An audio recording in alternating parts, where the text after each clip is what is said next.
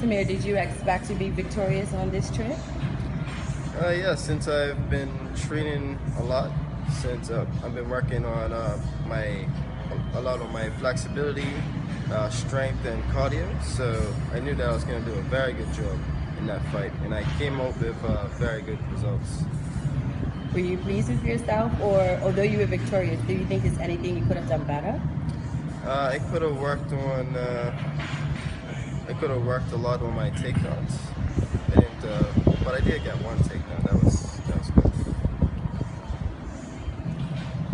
good. Now, Royale, how long have you been involved in this sport? Well, in full contact kickboxing, I've only been involved. Full contact sandshot, I've only been involved for about 7 years. But I actually grew up doing martial arts with the Vietnam Kung Fu School. I've been doing that since I've been doing martial arts since I was about 7 years old. So I guess this is just the natural progression of things. Yeah. Now, Santuani, Yes. you've been known to be successful in this sport for quite a while. Yeah.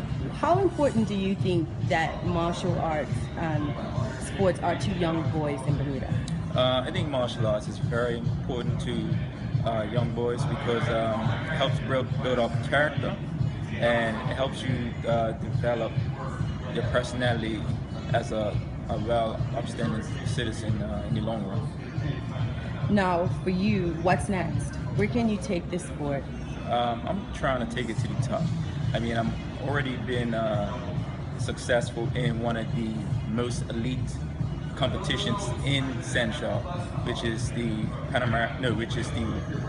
Sunday World Cup. But I'm just trying to win gold in the World Championships later on this year in November.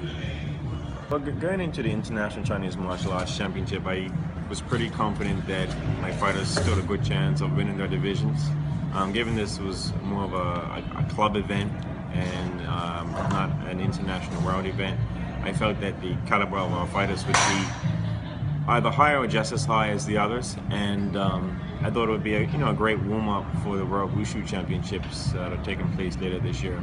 So I was pleased. I mean, they actually exceeded my expectations. Now, Bermuda being such a small country, do you ever get the reaction of how does such a small place create such mass talent? You know, we've been on the Wushu Sanshao scene for a while. I mean, we've been at it for 10 years, and when we started, we literally were the laughing stock. It was just guys out there learning, just kicking and punching.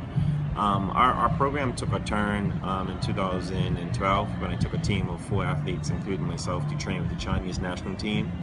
And to be the best, you have to train like the best. So that really changed our program, and since then we've been seeing incredible results. A lot of our training takes place outdoors, at the National Stadium, on the beach.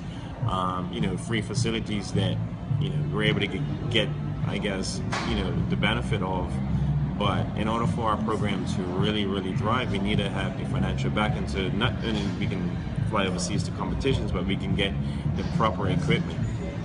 Now, this isn't just a male-dominated sport. What's on the horizon for any of your female fighters?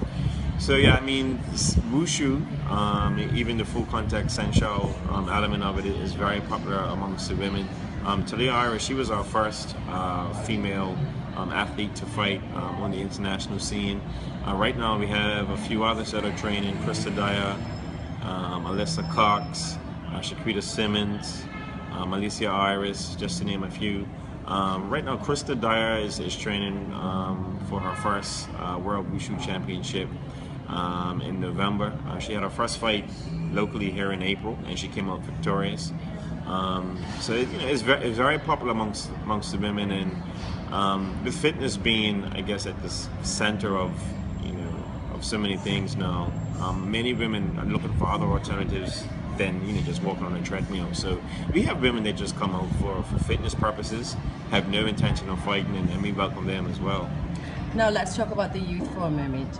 How young can they start in your association? Yeah, traditionally we didn't take juniors in because we were just short on resources. And I was a coach athlete, and my hands were tied with coaching and trying to be an athlete. I basically stepped off the international scene in 2011.